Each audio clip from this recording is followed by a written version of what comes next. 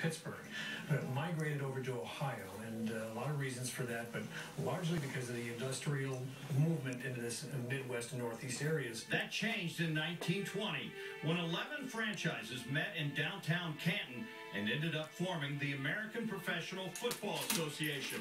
Legendary player Jim Thorpe was installed as president. The APFA name lasted just 2 seasons, becoming the National Football League in 1922.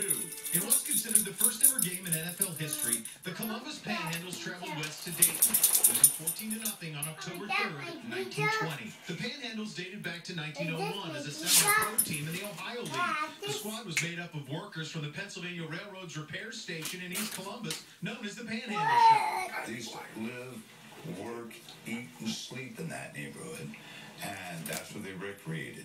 Home games were played here at Indianola Park on this field that's still here today. There were also games played here at Recreation Park in present-day German Village. In fact, the first ever Ohio State home football game was played right here. And finally, where these buildings stand now, there was once Neal Park. Yeah, just here on Cleveland Avenue, right across from Fort Hays and just north of downtown Columbus. The Panhandles were a popular draw on the road, partly because of Ohio State football, but also because of a rugged family of 6 brothers gaining notoriety for their physical play. The team was really, in the early years of pro football, was really good. And they became famous because of the Nesser brothers. They were great athletes with absolutely no reason to have gotten that way. They weren't college athletes. They were strictly pros. They came out of working class family from the Ukraine. And they were just literally guys that were rough, tough tumblers. And I don't know if you've ever met the Nestor brothers, but they are big men. I mean, big men.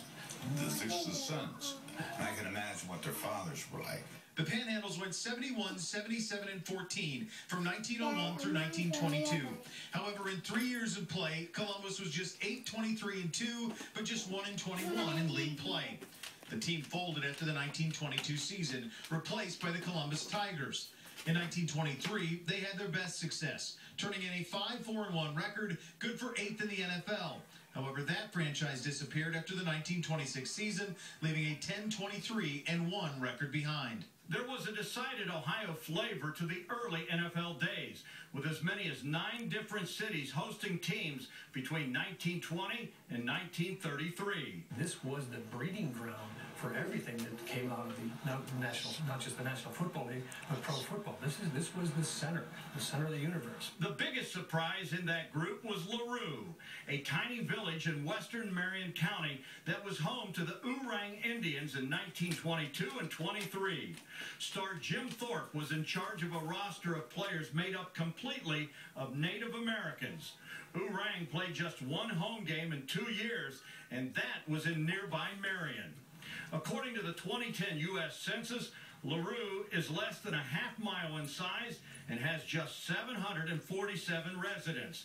This is the only sign that the mighty NFL was ever here. It's really only known by sometimes by the locals, but you know.